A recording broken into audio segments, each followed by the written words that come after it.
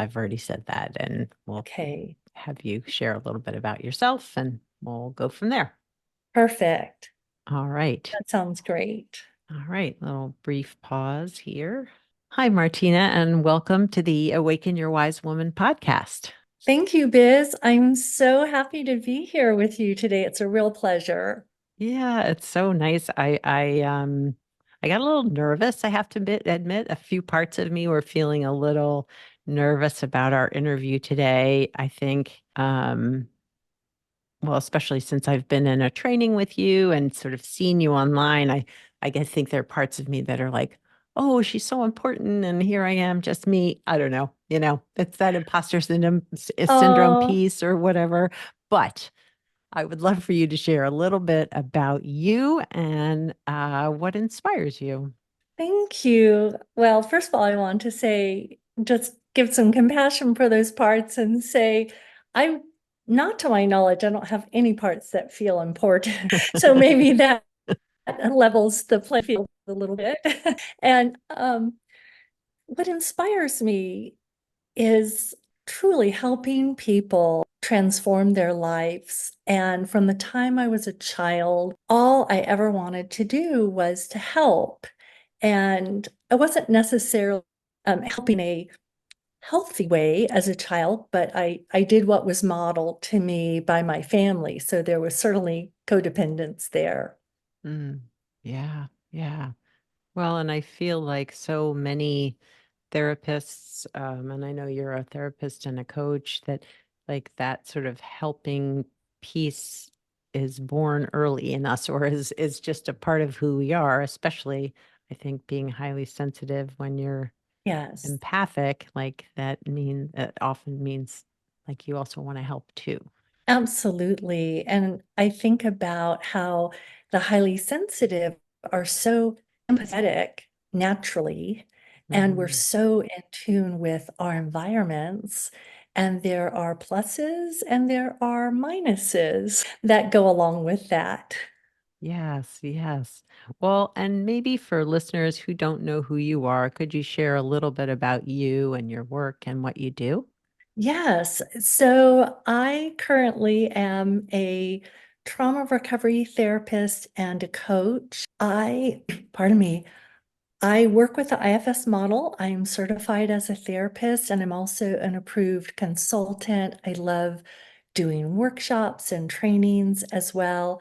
And when I was shifting into coaching several years ago now, and I examined the very favorite people, the very favorite clients that I enjoyed helping, it turned out to be the highly sensitive people. And of course, that makes sense because I myself am highly sensitive. Yeah. And so I spend my time either doing some therapy, some coaching, and bringing other IFS clinicians up through the ranks, Hmm.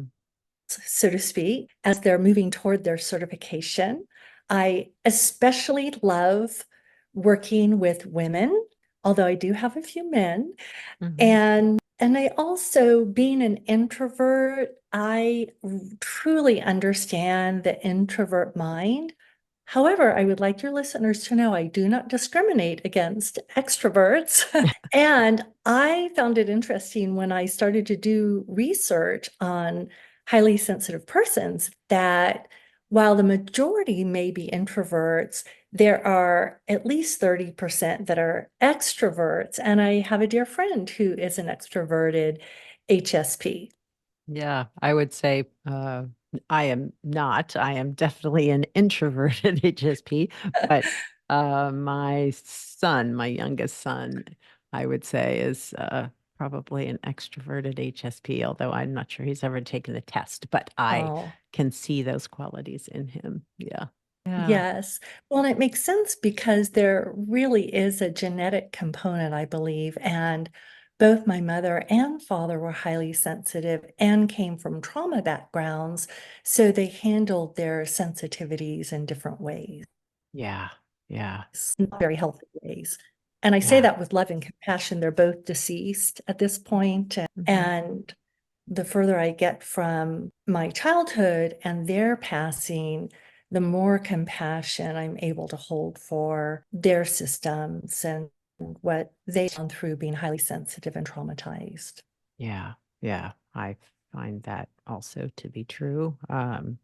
Also coming from probably traumatized parents, but definitely grandparents and my own personal traumas that just finding, well, for me, this has really helped me really embody that compassion for my own parts and how they responded and lived and coped with trauma. Um, but it's also helped me find compassion for the legacy of what I Yeah, carry. absolutely. And what a beautiful journey it is to do one's interpersonal work and transformational work through IFS, because it truly is about self-love and self-compassion. Yeah. Yeah. Yeah, that's what I find so beautiful about it, and, yeah, it's such a to me, such a gentle way of working with our systems, yeah. And how I agree. yeah, and when did you learn that you were highly sensitive? I must have known in childhood, but we didn't have language for that. Mhm. And when I went through an illness at the age of 34 and started having anxiety and panic attacks, that's when I discovered Elaine Aron's book, The Highly Sensitive Person, and that really spoke to me. I do remember as a child being given damaging messages from parents and school kids about being too sensitive. And I think it was unintentional gaslighting because they weren't having the same experience I was. Yeah, And so that caused me to believe something was wrong with me. I could sense that I was different. I remember being bullied quite a bit in elementary school, and I suspect it's because of my sensitivity. And when I should mention that I come from a medical family, which gives the next piece I'm going to share with you some significance, which is that when I was 21, I started having some profound spiritual awakening experiences that I believe were connected to my high sensitivity.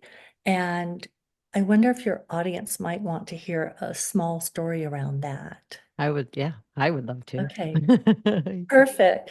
Yeah. When I was in the summer between my junior and senior year in college, I was living with my brother. He worked a night shift, so I slept at night. He slept during the day, and he was too cheap to let me have the air conditioning. And we were, although cheap is not a very nice word, we lived in Nashville, Tennessee, and the humidity is very, very high. And he allowed me to have a fan, like one of those rotating fans in the bedroom, and I could typically get some sleep with that on. One night around midnight, this phone number kept going through my head, 253-5580. Mm. And I kept trying to go back to sleep, but the phone number kept going through my head. And I was so uncomfortable. I couldn't sleep. The phone number message was driving me crazy. I got up. I went to the phone. We had rotary phones back then. We didn't have cell phones. Picked up the receiver and called that number. And I hear somebody saying, "Good evening, Calm Data Services. How may I help you?" And I recognized his voice. I said, "Omar, is that you?" He was a friend of mine. He said, "Yes." I paused and asked, "How did I know the phone number you're at?" He said, "Well, this is my new job, and I wanted to chat with you because it's really slow at night. And I remember your phone number, so I mentally sent you mine."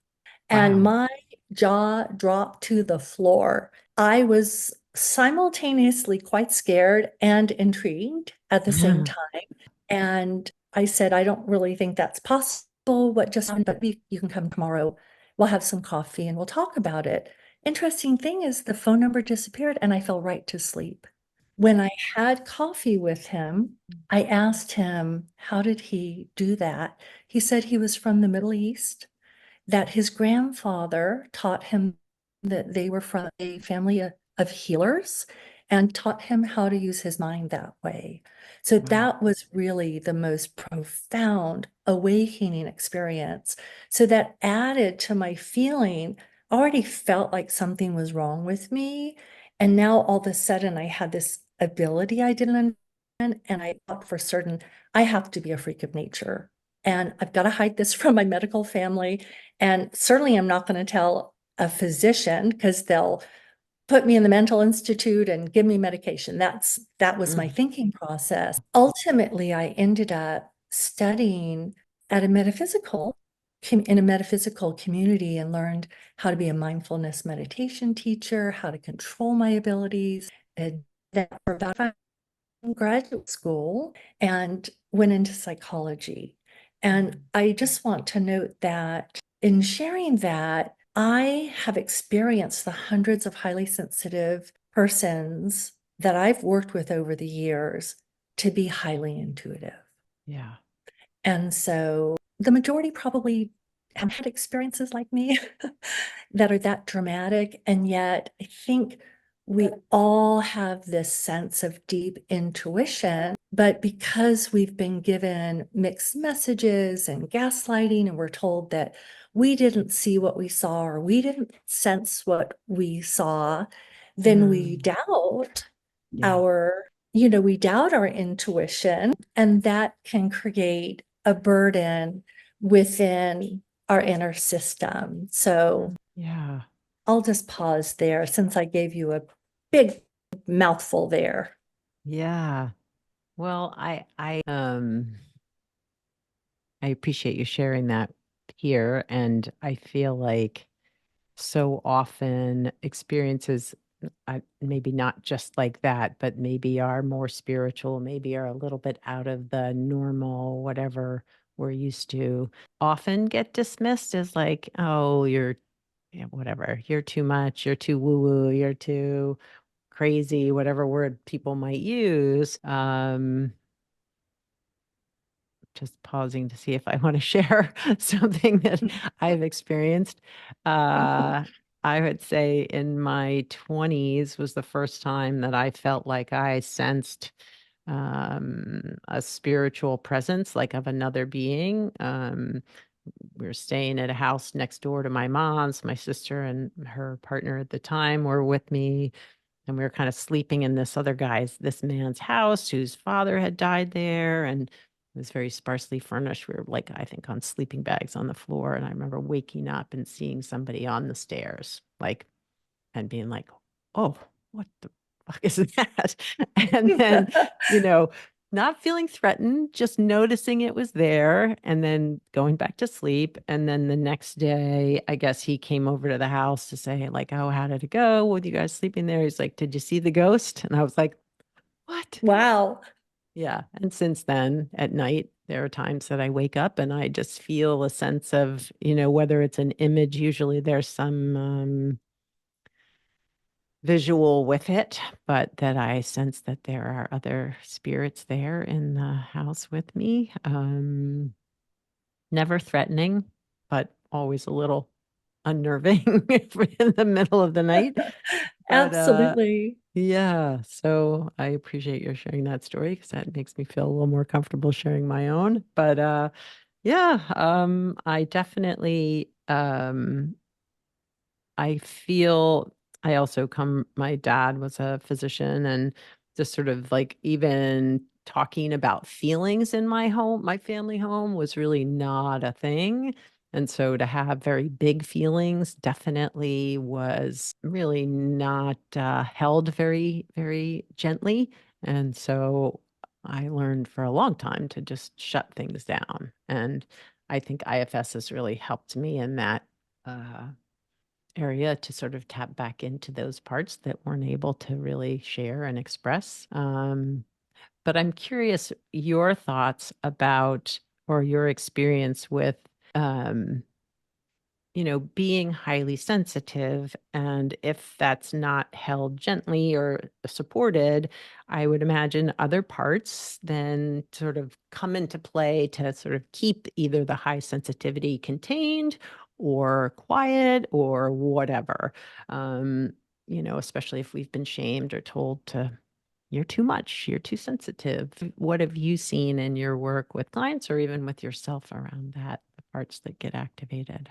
Yeah, that's a great question. And I'm wanting to loop back to name the piece of emotions not being welcomed in your family environment growing up. And how, when that's the case, we often learn, and we often learn to mask our feelings or to not Yeah. hide or pardon me, to hide our feelings. And that's a manager part, right? That's a protective manager.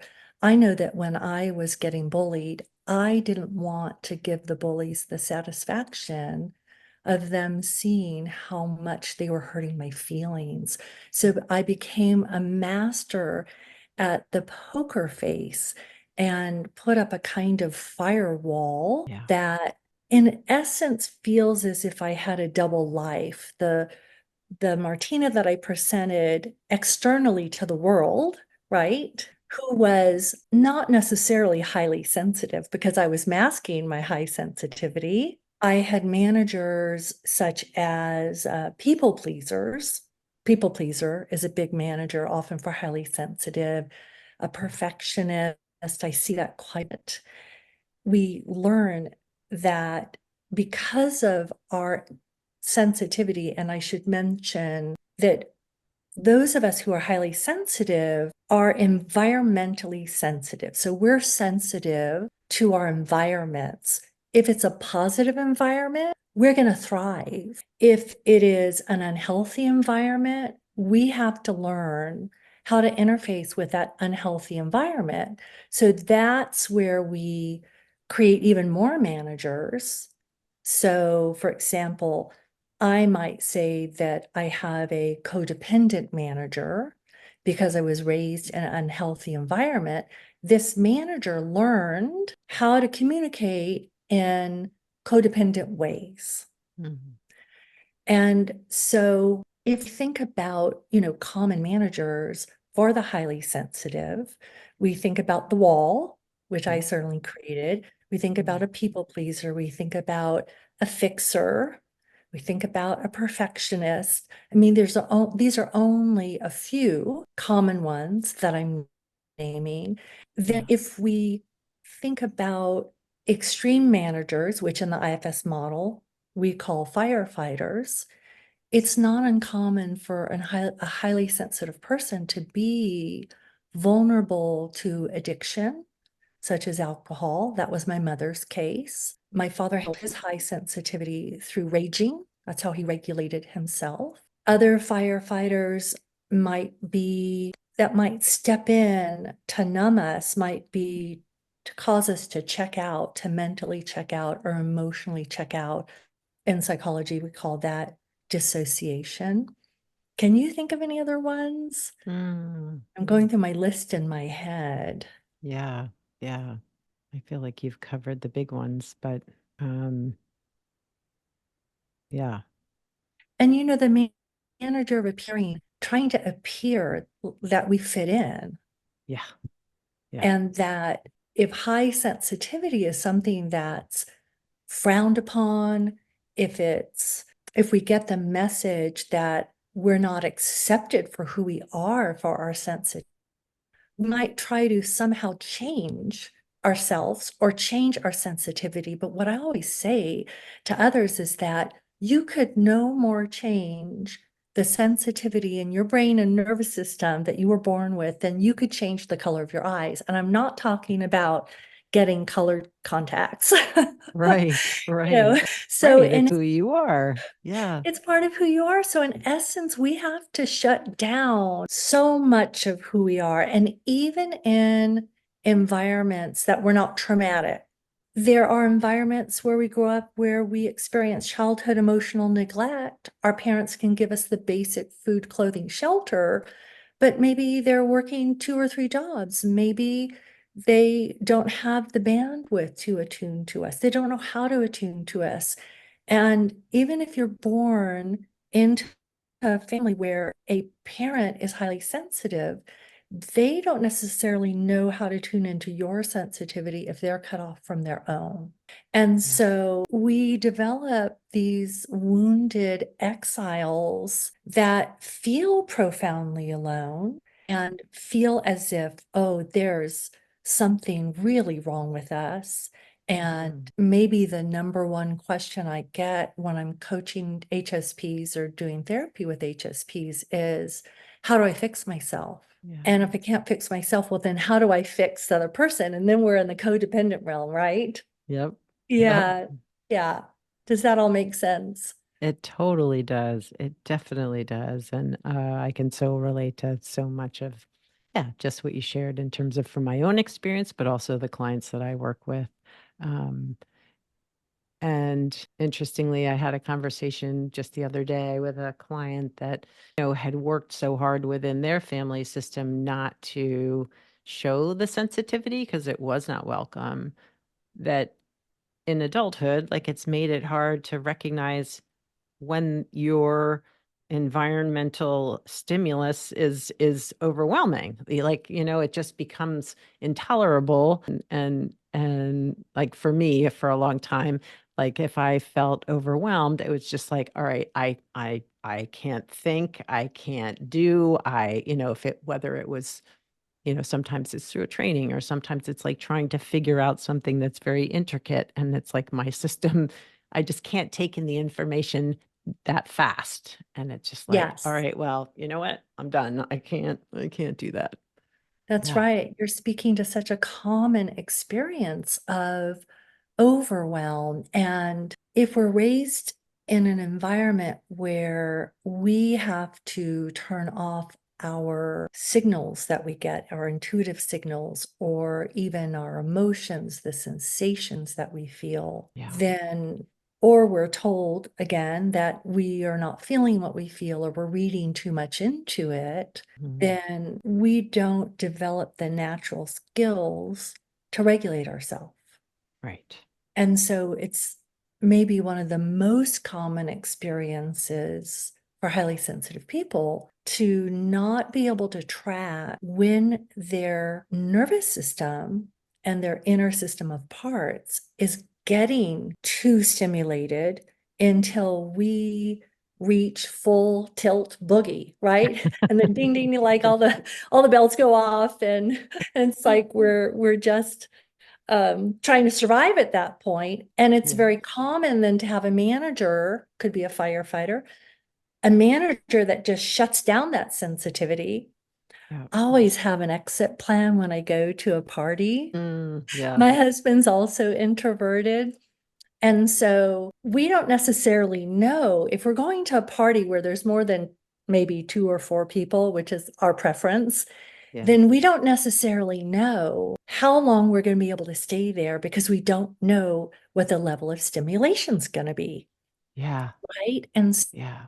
so if we have an exit plan, then that can help us not feel as if we're trapped in an environment having to just endure this white knuckle roller coaster ride. Mm. And and this is one of the reasons this overwhelm and overstimulation is so important to consider as a highly sensitive person, is that we want options other than avoidance, right? Of Yeah. certain situations, or going into in the nervous system what's called dorsal collapse, where we're just in isolation or we're trapped so exhausted it doesn't feel safe to Yeah. be out and about. Yeah. Yeah. Well, this is, I feel like every time I dive more deeply into, well, both IFS and high sensitivity, I don't know, I think my system is just like, yes, yes, yes, this is great. I want to know Me more. too. Me too. Um, Absolutely. yeah. And are there, for someone who maybe is just learning a little bit more about their high sensitivity, parts work, are there practices? Well, you said like having an exit plan, which I think is super important for myself too. Like it used to be that I'd make sure I Yes. drove my own car or whatever it was to be able to extricate myself if I needed to. But also I find before I enter into a situation, just like sort of checking in, like, how am I feeling about this new experience, whatever it might be, or this gathering, even if I know the people, like, how am I feeling, just so I can kind of check in with my parts. But what are there practices that you would suggest or recommend for people who are highly sensitive and introverted, maybe both? Yes, and I love your suggestion and your practice of checking in, maybe with your nervous system and also with your parts as you go into a situation. If it is a charged situation, I'm thinking about a client of mine who's a grandmother, and she and her husband divorced only about a year and a half ago, and they're at softball games, together, and it can feel a little anxiety producing for her nervous system and her parts. And Mm, so I always suggest to her, check in with your parts before, and then have a debriefing. Have a mm, debriefing. And then if you end up being in a really highly stimulating environment, to make sure that you create space for quiet so you can begin to downregulate. yeah. And then I find if there's even a few minutes of mindfulness in the morning, could even be a meditation that you find on Insight Timer to settle, to check in, say hello to your parts. Are there any parts today who need some attention? And then at the end of the day, if you have the ability to create the space after work to also have that quiet time. And Mm, then again, if you can, before bed. So I'm a huge believer, sleep hygiene. I work hard to get off my screens, including phone or iPad, 2 hours before bed, 1.5 to 2 hours before bed. So sleep hygiene, super important. mhm, Tracking your blood sugar regulation, making sure that you're not getting too hungry, because yeah. that dysregulates a sensitive nervous system. And Mm, I can't tell you how many times that my energy's plummeted and I felt really crappy. And then I realized I forgot to eat lunch. So tracking that, moving, having movement every day and exercise every day. And then this is an interesting term you may have heard, mhm. nature bathing or forest Um, bathing, getting out in mm, nature. There are few individuals that I have met who have benefited more from getting out in nature than the highly sensitive person. There's something about that. We tend to naturally regulate ourselves in nature because nature's not demanding anything from us, right? yeah. Yeah. Yeah. Well, and it And gives us so much, right? I it mean, just does. energetically. Yeah. It gives us so much. It just fills us up. And I'm so fortunate to live in the mountains of Asheville, North Carolina, because nature is really right outside my door. So Mm, those are things I would say that are some really basic things to start to track. And the other thing, a fun exercise could be to really identify what environments are too draining and stimulating. Like, I don't go to the mall to shop. No, oh, don't go to the mall. I'm going to get overwhelmed going to the mall to shop. Not anymore, right? yes. Um, Yes. and then what environments are kind of neutral, what environments feed you, what Mm, environments nurture you. So if we can become more discerning about the environments that we spend time in, super important. And then there was one other thing, if I can remember what it was, it came in my head and left. mm. Okay, it'll circle back around. I Yeah. hope Yeah. those are Yeah. helpful suggestions. Oh. They're basic. Yeah, yeah, no, I appreciate that. I like that they're very much sort of real life. You don't have to go buy something or, you know, unless you choose to have the premier version of Insight Timer or a meditation app. But Yes, yeah, it's just stuff you can just do and find and do for yourself. And I appreciate that. yes. And I thought of one more thing, Okay. which is it's an app and it's called I Chill, like chill Oh, out. you, I yeah, Chill. You Little mentioned that I. in our training. Yes, Yeah, little yeah. I, capital Chill. It's free. It's a free app and it will teach you how to track sensations in your body. It'll teach you a grounding exercise. It will Mm, teach you, I think, a total of 4 exercises, and you can rate the state that you're in before you do the exercise and then rate the state afterwards, and you can track it. So it's really about learning to track your nervous system, your body sensations, your emotions, and the parts that get activated around it in different situations. And if you have any control over your schedule, slow down, slow yeah, down, slow down. yeah. No, I have found that so important in my work to not. There was a time when I would fit as many people as possible into a day and, for client work. And I was Me wondering like too. why in session I was like, get me out of here inside. Even though I loved the client and wanted to connect, it was just like yeah, yeah, it was just too much.